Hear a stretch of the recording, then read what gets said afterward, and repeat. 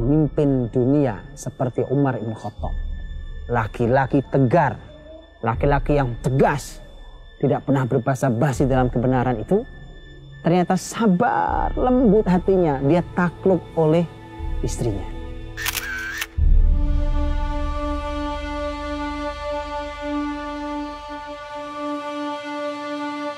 Mari kita lihat sebuah kisah yang ini dikisahkan, dinukilkan di dalam kitab yang ditulis oleh Asy-Syablanji Al-Misri dalam kitabnya Nurul Absar, dan juga Hasyiah Al-Bujairimi. Dikisahkan bahwa ada seorang laki-laki yang datang ke rumah Umar bin Khattab radhiyallahu anhu, mau menemui khalifah dan mau mengadu tentang istrinya yang sangat cerewet, istrinya yang seringkali marah-marah.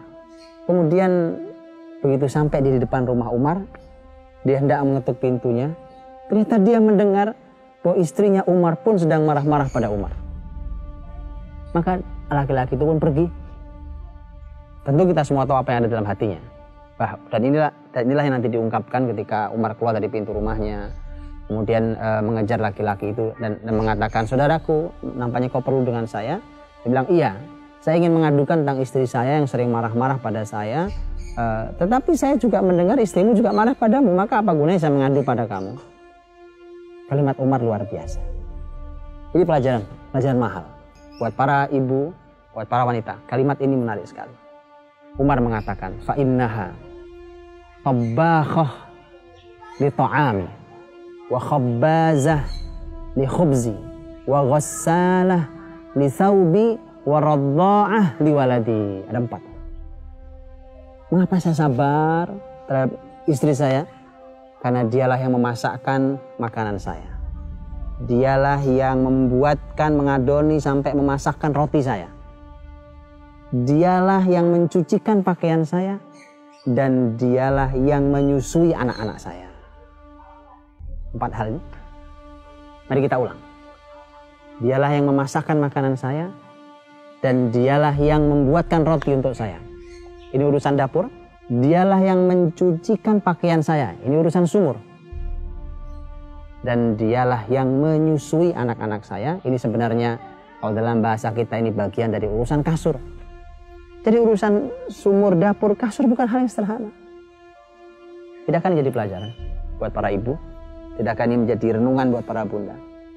Bahwa ternyata sumur, dapur, kasur kemuliaan bagi Anda. Sumur, dapur, kasur itu yang membuat Umar sabar bahkan dengan semua kekurangan istrinya. Bahkan sabar saat dimarahi istrinya. Dan kalimat penutup Umar pada laki-laki itu adalah, sabar saudaraku, karena itu hanya sesaat kemudian hilang. Kemarahan meluap itu biarkan, setelah itu kemudian dia akan pergi dan hilang. Sabaran itu.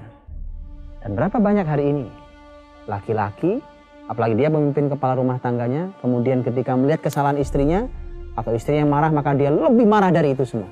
Kalau sudah begitu, yang ini marah, yang ini api, ini keluar apinya, apa yang terjadi? Api membakar rumah itu. Dan kalau ini terus berlangsung, maka tidak ada kalimat baiti jannati, tidak ada rumahku surgaku, yang ada adalah kapal itu mulai retak dan hampir-hampir saja mau karam kalau tidak segera diselamatkan. Para bunda, para ibu yang seharusnya juga kita tadaburi dari kalimat ini, sebenarnya adalah langsung firman Allah Subhanahu wa taala. Melihat ayat ini, mentadaburi ayat ini, sebenarnya kita khawatir sekali karena ayat ini adalah ayat yang sangat sering kita tolak.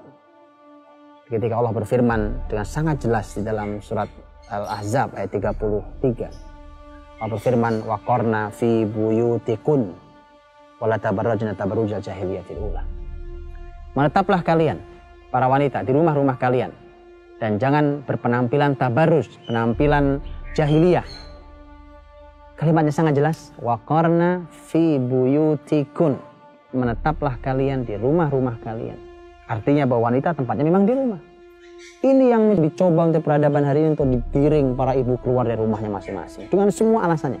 Dengan alasan ekspresi ilmu di masyarakatnya. Dengan alasan bahwa wanita juga punya hak yang sama dengan laki-laki. Dan seterusnya. Tapi kita lupa. Walaysa dzakaru kal untha. Laki-laki tidak sama dengan perempuan. Maka dari itulah hak dan kewajiban mereka pasti ada yang tidak sama. Karena tidak sama itulah maka ternyata Allah yang Maha Tahu dan Allah telah meletakkan bahwa ternyata tugas para wanita adalah di rumah mereka, tanggung jawab pertama mereka. Maka bukankah sudah saatnya kita dan keluarga kita mulai merenung, mulai mentadaburi apakah ini salah satu yang menyebabkan keluarga kita bermasalah? Apakah ini salah satu yang menjadi faktor mengapa anak-anak kita tidak istimewa? Maka ibu, pulanglah.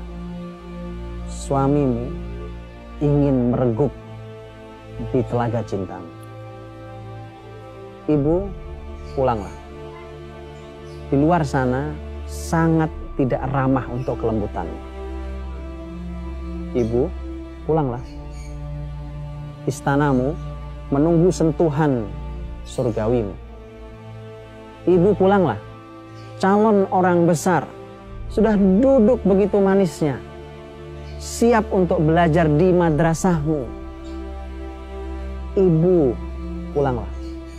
Pemimpin masa depan umat ini, dia hanya ingin merasakan tatapan teduh pandanganmu.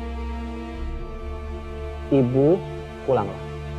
Karena Allah yang memerintahkan para ibu untuk pulang.